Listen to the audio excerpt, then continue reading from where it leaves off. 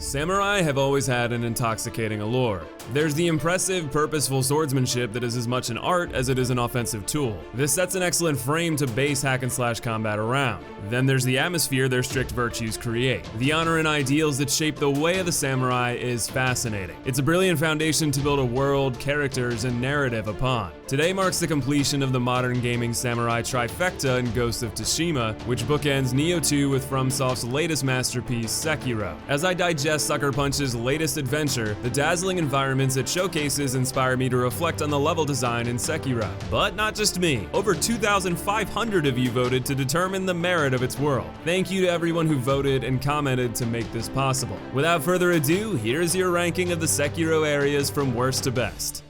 Number 12, and the runaway worst area in Sekiro, is the Abandoned Dungeon. When I first went in, I began having flashbacks to Irithyll Dungeon and prepared for the worst, only for it to be over in 10 seconds. It feels like nothing more than a hallway full of zombies and crickets leading to Senpou Temple. Adrian goes on to mention the bottomless hole being neat in theory, but despite its creative use of the vertical tools, it's a clever disguise over another mediocre bridge to another area. As for the Shichiman warrior, it's left to the side as an optional afterthought that is terrifying to face. Not in the traditional sense, but in its usage of the off-malign terror mechanic. I do appreciate optional bosses. It does provide an ominous atmosphere in the early game as you see the threat that it poses, and I like how tools like the Lilac Umbrella, Purple Gourd, Pacifying Agent, and Divine Confetti are all well utilized. But unfortunately, FromSoft decided reskinning this enemy 2 other times was wise, making this singular battle feel less special in the grand scheme. The only other notable highlight is Dojin, a truly terrifying NPC that tries to trick the player into luring other NPCs into his clutches to transform them into red-eyed husks. Definitely an enjoyable side story, especially with the slow reveal of how psychotic he really is. Unfortunately, there really isn't any great reward for completing his quest, with your options being a lackluster one-time consumable or a few relatively common upgrade materials. I guess the real reward were the friends we sacrificed along the way. Abandoned Dungeon is good with how they execute the theme of an abandoned dungeon. With its ominous atmosphere and annoying enemies, it makes the area unpleasant to go through, and I like that for some reason. Using this comment to build upon the first, I agree that the Abandoned Dungeon does effectively work as a desolate segue into the levels to come. I would argue that what makes this area unpleasant is not the atmosphere of the enemies, but rather how insignificant they are. The hallway comparison is unfortunately accurate. It's one long path forward to Senpou with little resistance. Both the crickets and zombies are uncharacteristically flaccid for a FromSoft enemy. They pose no significant threat, making it effortless to blast through the cave in the blink of an eye. The side path to the warrior serves as a bridge to another area and offers a repetitive optional battle with debatable quality. The best part is the NPC quest, but even that is ultimately lackluster outside of a few intriguing story beats. So let's call this area what it is, an afterthought. I don't have any strong disdain for it. It's a nothing area. If you put me on the spot and ask me to list Sekiro's areas from memory, I'd likely forget it even exists. In fact, I'll probably forget it exists as soon as I'm done with this sentence. Number 11, Ashina Depths. The inevitable poison swamp in Sekiro makes its appearance in probably the least oppressive example in FromSoft's modern history, partially due to its minuscule size, but more so thanks to your vertical options. The rare poison pool is littered with island safe havens, and more importantly, many grapple points to escape what is typically a drain on your health and your patience. So why is Ashina Depths fighting for the bottom of the barrel? You fight 3 reskins in a poison swamp with barely any plot significance. Yeah, the Miss Noble Fog area is cute, but this area was so forgettable aside from underwhelming boss fights. I'd also like to point out the bunch of gun-wielding enemies who are not fun to fight, along with the previously alluded to underwhelming fights in Headless Ape and his wife. Elaborating on that poison area, I'd like to make a positive argument for its design. The previously mentioned safe havens and grapple points add a lot of value if you end up in the line of fire. Scrambling your movement is the only way to effectively evade shots coming from every direction, and this area offers ample opportunity while providing moderate pressure. But what I really appreciate is that this chaotic outcome is optional based on your approach. huge. There are 2 idols located within meters of this enclosed toxic Thunderdome. With careful study of enemy placement, you can zip around and stealth blow the majority of enemies undiscovered. Allowing multiple viable approaches is a huge plus to me. Where I can see frustration mounting is the repetition through death to Snake Eyes. The base cannon can be maddening to fight. It's designed to put out an oppressive offense at all ranges, and it can easily kill you with a single blow if you have a momentary lapse in your defenses. Clearing the room carefully only to die and repeat against a mini-boss is frustrating, especially when you consider it's another reskin. This extends to the Headless Ape and his wife, the Shichiman warrior that later invades that same cave, the drunkard in the forest, and another headless waiting to rip your innards out. Lovely. I will at least offer praise to the Mist Nobles portion. While the dog and mist enemies are disappointing repeats in a new coat of paint, the concept of a mildly dangerous area shrouded in fog to disguise the weak mastermind in its center is an excellent concept. I have to agree with Profession though that this area is largely forgettable. I do appreciate the ideas behind design in both the swamp and the misty marsh, but the execution isn't without flaw. But more than anything, what sticks out to me is how unoriginal the enemy design is throughout. Every single enemy or boss featured in this area is found elsewhere. It's things like these that initially gave me pause in making this ranking. The lack of variety causes many of these areas to blend together, feeling like a part of a greater whole rather than a unique, distinguished slice of world separate from everything else. You can make an argument that that creates a cohesive world on a more subconscious level, but for me personally, those repeats stick out so blatantly since they're purely reskinned or even worse versions of their original design. Overall, while I think the depths have far more to offer than the dungeon in terms of scope and concept, filling a larger area with more of the same creates bloat that makes this another mediocre bridge to better areas. Number 10, Sunken Valley Passage. This is a meh area. Kinda reminds me of the Profane Capital in that you can choose to run straight to the boss or explore the optional content. I never do because it isn't enjoyable, and though I appreciate the option to skip it, it's not exactly a point in the area's favor. Perfectly summarized, Friso. There's a lot of sights to see in the Sunken Valley Passage. There's a poison creek that leads to another snake for a creative puppeteer segment for lore items. There's an unreasonable amount of monkeys concentrated in a single spot because why not? Otherwise, it's a vertical area with primate snipers and sword monkeys scattered throughout your path to an alpha ape at its center. There is some lore associated with it connected to the sculptor, as well as some cool Buddhist imagery, but much like the areas that preceded on the list, it ends up being a forgettable path to a boss arena. A boss that I personally adore, but I know many have an intense hatred for. If you fall into the latter group, it's a rough reward to cap your dull journey to reach it. I don't have anything else to add. It falls prey to the problems that plague both of the previous areas and is an afterthought in the grand scheme of the game's overall layout. Number 9, Sunken Valley. The entryway into the glorified hallway that is the Sunken Valley Passage has to be the worst area, fueled primarily by all the gun ladies. Oh my gosh, I could not stand being shot at when my only weapon is a freaking sword. All due credit for the beautiful sights and lore, but getting shot in the face for the 15th time into oblivion detracted from the thrill of swinging wildly throughout the landscape. I am with you 100%. While the 3 previous areas failed to be compelling, this area made what would have been a unique, vast open landscape to make your grapple abilities shine unendingly frustrating by adding hordes of snipers with godly aim. Not to mention their range, both to shoot and detect you. The moment you're noticed, the entire fire squad starts raining hellfire on you from a distance so far you often can't see where it's coming from. When I complimented the Poison Swamp earlier, it was because the enemy placement felt deliberate and the reined-in size allowed for multiple approaches. The gun fort forces you to sprint wildly and pray you can dodge or deflect shots you have hardly any notice are coming. The amount of them is absurd. Snake Eyes makes another appearance among other repeat mini-bosses, and the minigun boys are far too tanky. It's hard to decide which is worse, boring areas that are offensive for their lack of entertainment value and propensity to rely on repeated enemy design, or a beautiful area with creative movement structure that bogs down the joy with relentless enemy fire. I understand the benefit behind adding ranged enemies to a melee-focused game. It adds another layer to the evasion and strategy the game demands of you. The problem is that the chaotic placement and detect range makes you throw strategy out the window to focus your efforts on mindless, frantic evasion. The other areas may have a mansion's worth of rooms for improvement, but this area is the most offensive to me on the basis it could be improved dramatically simply through better balance in the placement of the snipers. Without it, it's a frustrating slog that I find myself rushing through as fast as possible every time I have the displeasure of experiencing it.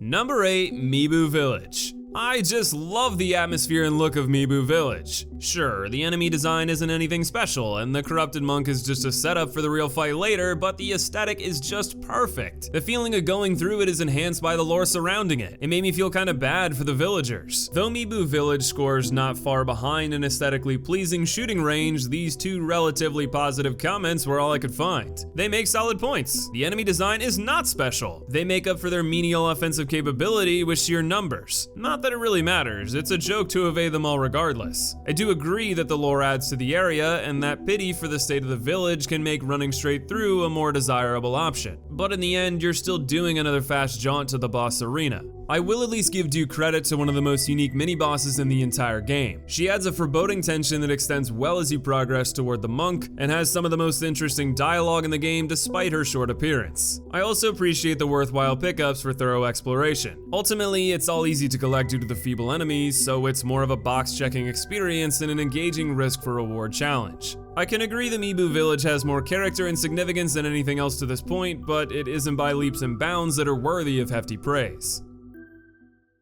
Number 7, Ashina Reservoir.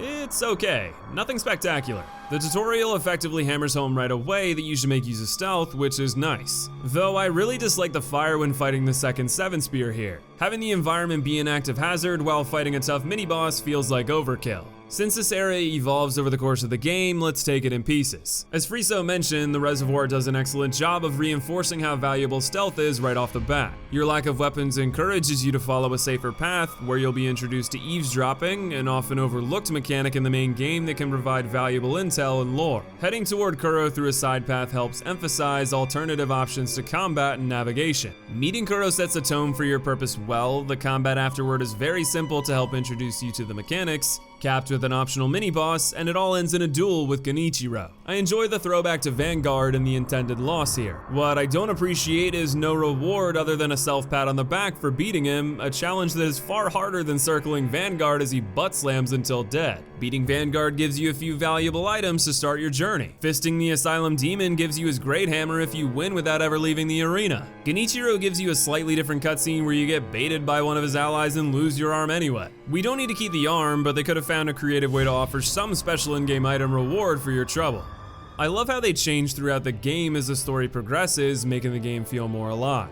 I agree. Though the area is small, fighting both variants of 7 Spear and his lackeys is a solid test to your progress. The first can be trivialized if you make use of stealth as you learned in the tutorial, but they make it harder this time around with alert enemies and greater density in their placement. The second 7 Spear is brutal, having a reskin mini-boss to gank you, but clever usage of stealth and the soldiers on the fringe can let you use blood smoke quickly to even the odds. It really tests your mastery of Sekiro's deep mechanics. Rounding back to the endgame where your first battle began is a nice touch as well. It's a breathtaking field that adds a ton to a fight I've raved about time and time again. This is the first area I would say that I genuinely enjoy. The tutorial is carefully crafted, the repeat runs offer fun battles that test what you've learned, and the finale is a beautiful way to end the game.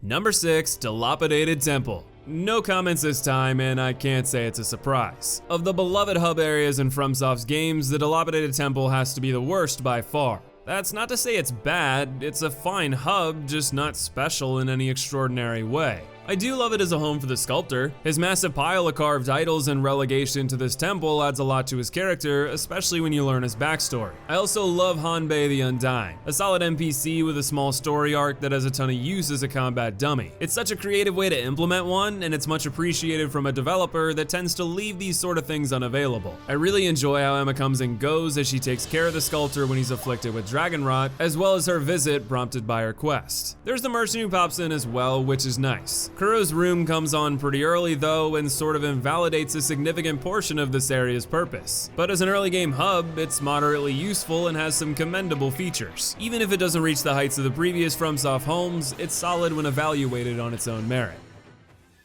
Number 5, Ashina Outskirts. If the reservoir teaches you to make the most of stealth, Ashina Outskirts schools you in the way of the grappling hook. This area is rich with goodies, decent enemy variety, an assortment of mini-bosses, and layered vertical design that not only teaches the value of approaching situations from different angles, but is plain fun to swing around like Samurai Spider-Man. Slowly ramping the difficulty by having lone guys that are easy to separate, then small groups, finally going to the ogre and snake was a good decision, especially due to the ogre's initial difficulty. If you make use of the eavesdropping the tutorial enforces, you're all but straight up told to go to Hirata for fire. Another excellent observation, Friso. They deliberately give you the bell to get to Hirata just before reaching the ogre. There's the merchant there who mentions it, plus those guys you mentioned who talk about fire. This area also houses the shuriken and dogs to test its value nearby, plenty of money bags and a merchant that sells the extremely valuable firecrackers, a handful of sugars to sneak around and find, the unique snake encounter, and it all caps off with Gyobu, a boss that managed to live up to the trailer hype and then some in my mind. This area is a brilliant extension of the tutorial into all the options at your disposal, a taste of the enemy variety and boss design the game has to offer, and encourages you to pay attention to your surroundings so you can see how to best route what's to come. Though it might not reach the GOAT status of Central Yharnam for an introductory level, it's up there and shows that FromSoft's development shops aren't getting rusty whatsoever.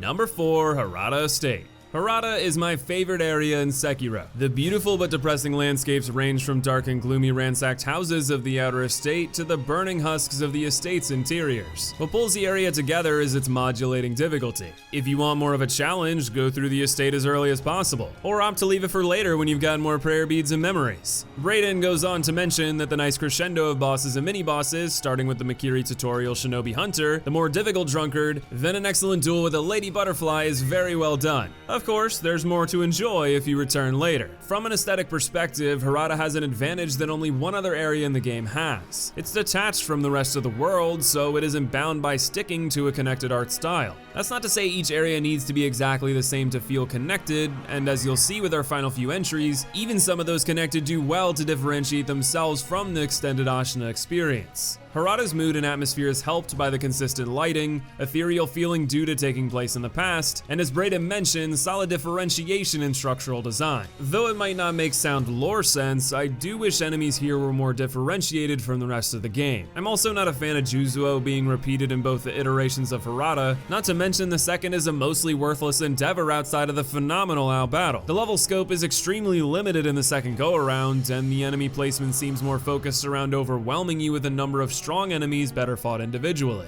They clearly expect you to make use of ninjutsu to even the odds, but I can't say I was ever a huge fan of that answer to being outnumbered. Even so, there's far more to love about Hirata than there is to dislike, especially the first time through. The overall design of this disconnected experience makes me wonder what it would be like if we had more areas split off from the main world. The change of pace elevates what is already a great level.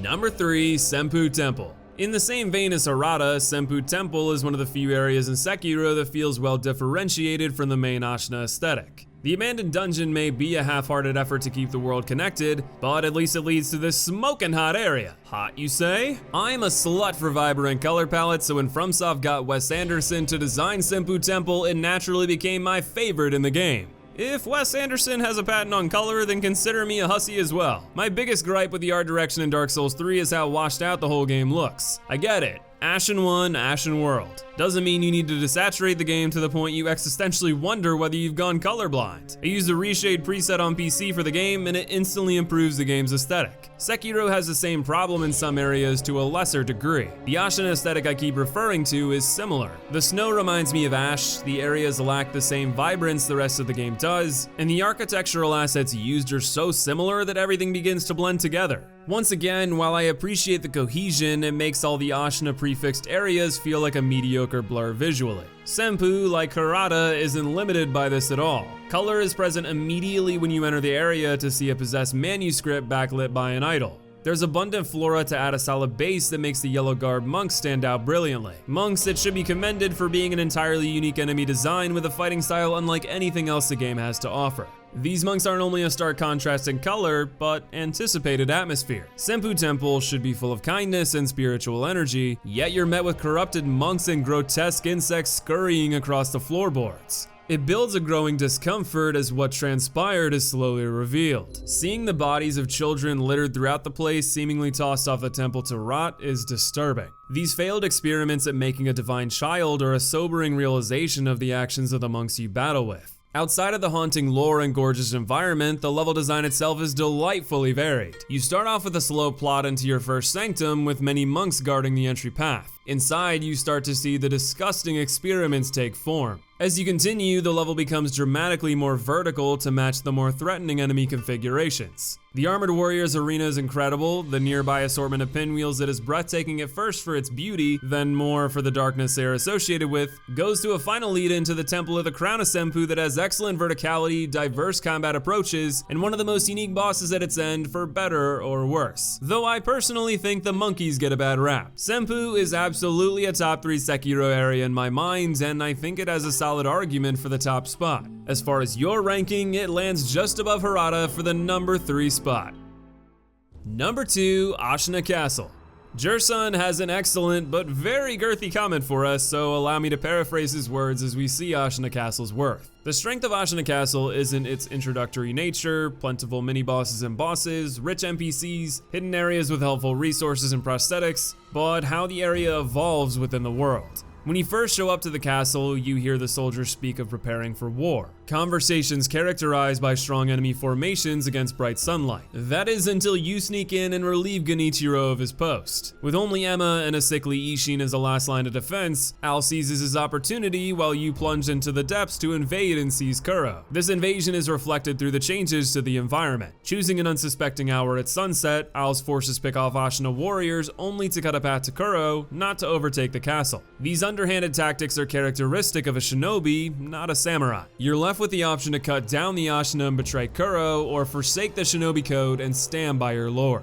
You can choose to watch the world burn, or battle the owl to make way for the final item you need to sever the immortal blood. In your absence, the castle undergoes a final change. Seizing the opportunity, another clan attacks the castle against weakened forces from Al's cutthroat invasion. The picture of strength is shattered as the soldiers are slaughtered, fringe properties burn, and only the most elite like Seven Spear have the courage to stand against their inevitable doom. Ashina Castle achieves unforeseen heights in atmospheric storytelling. Its ever-evolving nature creates a sense of realism that breathes life into its surroundings. It goes beyond a mere area and becomes a work of art that not only tells a pivotal part of Sekiro's tale naturally, but boasts all the same excellent features the game's best levels have. Beautifully said, my friend. Ashina Castle is among FromSoft's upper echelon of areas. Among the Anarlandos and the Century Arnhems. In most games, it would be a grand slam for number 1. But, well, the speaker has spoken.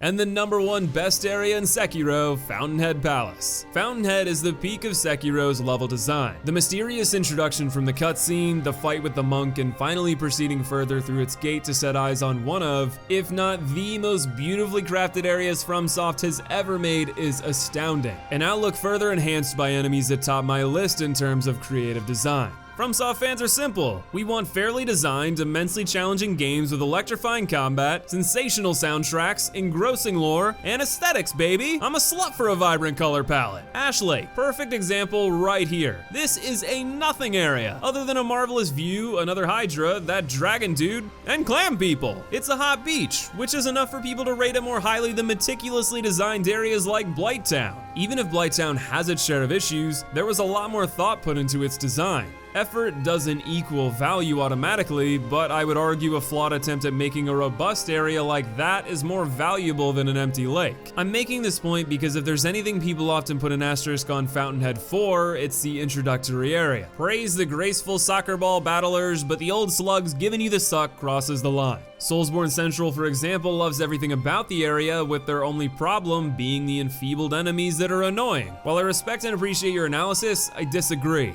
Fountainhead fully embraces Sekiro's use of stealth. This is what I appreciate about the suckers. This portion forces you to use stealth, an important part of your toolkit you should have mastered by this point. It's a final test against the noble husks to make way into the beauty that is Fountainhead proper. The status may be troublesome, but it's all the more reason to get creative with your tools and skills to not get caught, of which there are plenty. The level that remains makes rich use of the underwater mechanics, even if they aren't my personal favorite. The carp scales become more useful in integration with an excellent NPC quest. The enemy design throughout remains some of the most unique in the game. The mini bosses, while mostly being repeats, at least offer a little bit of unique flair. And of course, this area is goddamn gorgeous. From the sweeping introduction and a stunning battle against a monk to the awe-inspiring fight against a divine dragon, Fountainhead stands as a wondrous example of FromSoft's unbound creativity. But of course, that's just our opinions. What is yours specifically on the areas of Sekiro? Personally, this video has me more excited than ever for what the open-ended level design of Elden Ring could mean for FromSoft's future.